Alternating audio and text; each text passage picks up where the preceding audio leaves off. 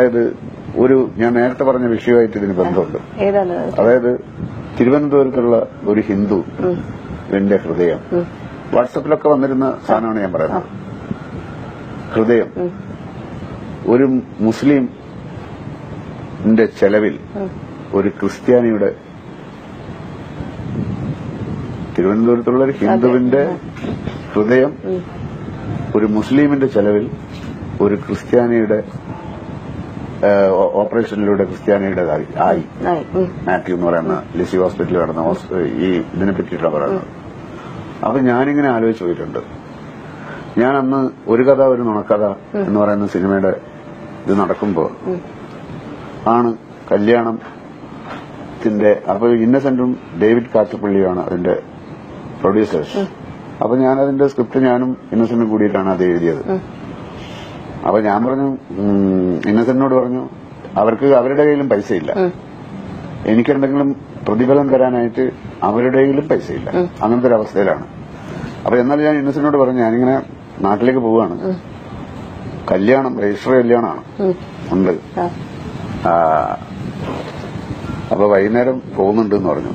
വൈകുന്നേരം പോകാന്ന് വെച്ചാൽ എവിടെയാ എങ്ങനെയാ കല്യാണം? ഞാൻ പറഞ്ഞു എങ്ങനെയാ അത് ശരി ഓക്കെ എന്ന് പറഞ്ഞിട്ട് പിന്നെ പുള്ളി വൈകുന്നേരം പോകുന്നതിന് മുമ്പ് എനിക്കറിയാൻ പൈസ ഇല്ലാന്ന്. അപ്പൊ ഞാൻ ചോദിച്ചു ഇതോടുന്നു, ആലീസിന്റെ 2 വള പോയി, എന്നാലും നീ പോയി കല്യാണം കഴിക്കുന്നു. അപ്പോ അങ്ങനെ ഞാൻ വന്നു കഴിഞ്ഞപ്പോ എന്റെ ബന്ധുക്കളുടെ അടുത്തേക്കൊക്കെ ഞാനൊരു ഓട്ടോറിക്ഷ എടുത്ത് നാട്ടിലെത്തി കഴിഞ്ഞിട്ട് എല്ലാരെയും ഞാൻ ക്ഷണിച്ചു കല്യാണത്തിന്. എങ്ങനെയാ ക്ഷണമെന്ന് വെച്ചാല് ആരും വരണ്ടെന്ന് പറഞ്ഞു. അത് വളരെ വ്യത്യസ്തമായിട്ടുള്ള ഒരു അല്ലേ? അതെ, ആരും വരണ്ട കല്യാണം. അപ്പൊ നമ്മുടെ അവസ്ഥ ഒന്ന് വളരെ മോശമാണ്. അപ്പം ഞങ്ങൾ താമസിച്ച വീടും പറമ്പും ഒക്കെ ജപ്തി ചെയ്തു പോയൊരു ഘട്ടമാണത്. അപ്പൊ വാടക വീട്ടിലാണ് ഞങ്ങൾ താമസിക്കുന്നത്. അപ്പോ അതെല്ലാവർക്കും ബന്ധുക്കൾക്കൊക്കെ അറിയാം. അപ്പൊ അമ്മ പറഞ്ഞു താലി കെട്ടണമെന്ന് പറഞ്ഞു. ഞാൻ പറഞ്ഞു എന്റെ അടുത്ത് പൈസ ഒന്നുമില്ല എന്ന് പറഞ്ഞു. അതൊന്നും എനിക്കറിയില്ല, താലി കെട്ടണം, സ്വർണത്തിന്റെ താലി വേണം.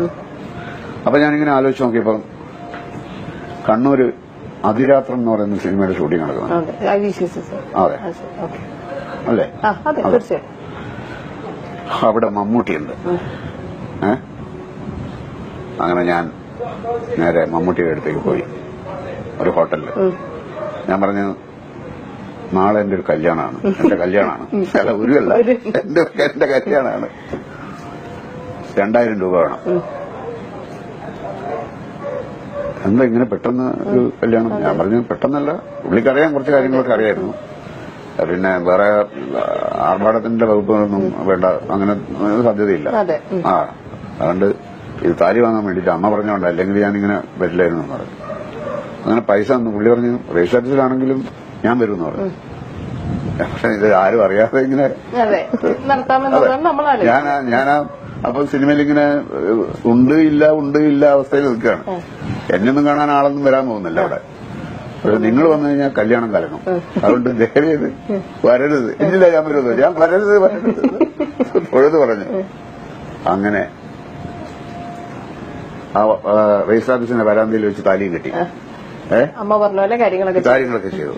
അപ്പൊ ഞാൻ പറയുന്നത് ഇതേ ഹൃദയത്തിന്റെ കഥയാണ്. ഒരു ക്രിസ്ത്യാനി അദ്ദേഹത്തിന്റെ ഭാര്യയുടെ വളവിറ്റു, ഒരു മുസ്ലിം 2000 രൂപ വന്നിട്ട് എന്നെ കൊണ്ട് താലി വാങ്ങിപ്പിച്ചു. ഒരു ഹിന്ദുവായ ഞാൻ ആ താലി അവിടെ കെട്ടി. മനുഷ്യൻ അത്രയേ ഉള്ളൂ. ഇങ്ങനെയൊക്കെ കാര്യങ്ങൾ ജീവിതത്തിൽ സംഭവിക്കുമ്പോൾ ഏത് മതത്തിൽ നമ്മൾ വിശ്വസിക്കും? എന്റെ പ്രശ്നം അതാണ്. ഇത് എവിടെയാ മതം? ഇവിടെ സൗഹൃദമാണുള്ളത്, ഇവിടെ മനുഷ്യത്വമുള്ളത്, അല്ലെന്ന് പറയാൻ പറ്റുമോ? അത് വീണ്ടും വീണ്ടും തെളിയിക്കപ്പെട്ടുകൊണ്ടേയിരിക്കുന്നു. അങ്ങനെ ആയിരിക്കണം മനുഷ്യൻ. തീർച്ചയായിട്ടും എല്ലാ മതത്തിൽപ്പെട്ട ആളുകളും സുഹൃത്തുക്കളായി കഴിയുന്ന ഒരു ലോകം വരുമെങ്കിൽ അതിനേക്കാളും വലിയ ലോകം എവിടെയുണ്ട്? തീർച്ചയായിട്ടും ശ്രീനേട്ടൻ പറഞ്ഞത് വളരെയധികം അർത്ഥവത്തായിട്ടുള്ള ഒരു കാര്യം.